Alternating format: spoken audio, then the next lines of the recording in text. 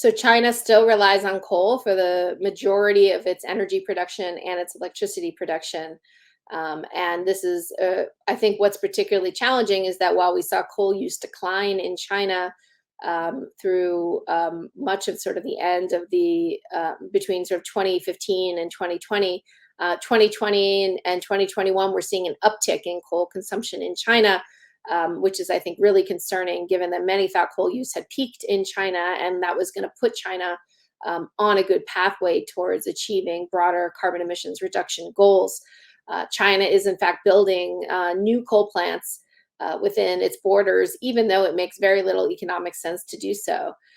That said, I mean, if you look at what is being built in China in terms of new power plants, China is building by far more wind and solar power plants than it is new coal plants, just measured by capacity alone.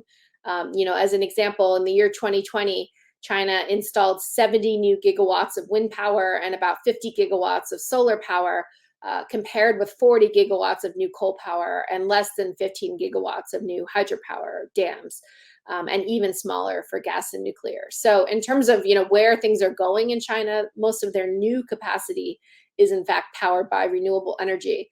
But it's that existing coal capacity that really is the problem for China.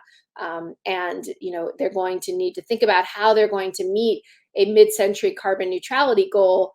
China has currently pledged to be carbon neutral by no later than 2060. And to do that with still, over half of your energy consumption coming from coal is still really quite challenging. And so China is going to have to think about shutting coal plants down before the end of their useful lifetime, or implementing technologies like carbon capture and sequestration to capture the emissions from these coal plants. So China plays an outsized role in continuing to finance coal plants being built in countries around the world, particularly emerging and developing countries. And this is primarily being done through the Belt and Road Initiative, which is China's initiative, state-led initiative for outward investment around the world, for a variety of economic and geopolitical reasons. And so I think it's been really concerning in the last few years to see the trends where you have state-owned Chinese banks playing a very significant role in investing in helping developing countries in Southeast Asia, in Africa, and other parts of the world invest in coal plants, even when these countries have ambitious climate targets in place, and when it increasingly makes very little economic sense for anyone to be continuing to rely on coal plants. And we know for global climate goals, we need to stop building new coal plants very soon to be able to meet the mid-century goals that scientists tell us we need to avoid the most dangerous impacts of climate change. So I think you see a lot of pressure on Chinese state-owned financing institutions to stop investing in coal plants overseas, particularly as you see announcements from countries like Japan and South Korea, which have for a long time also been leading investors in coal plants abroad, saying they're going to cut back on this, and the G7 starting to move towards a moratorium on the use of public finance for coal plants. Of course, private finance plays also a very important role here, and that's a lot harder to get under control since states have less control over it. I think it's interesting to think about the role that countries like China play in financing coal plants in other countries, because this is not something that's currently accounted for in the Paris Agreement. For example, the Paris Agreement is very much focused on national targets and national goals.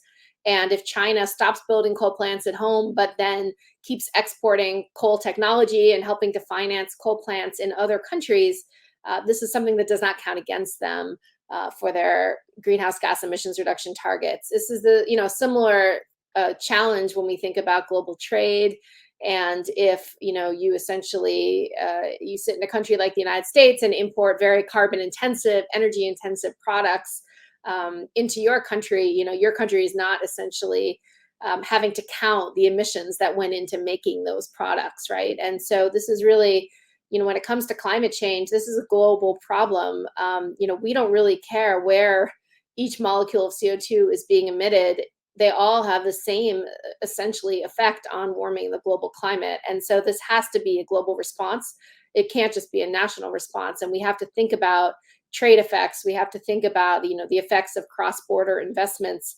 and really look at ways to change the incentive structure such that you are actually looking at reducing emissions in a much more comprehensive way, and not just within your borders, and offshoring those emissions to other countries.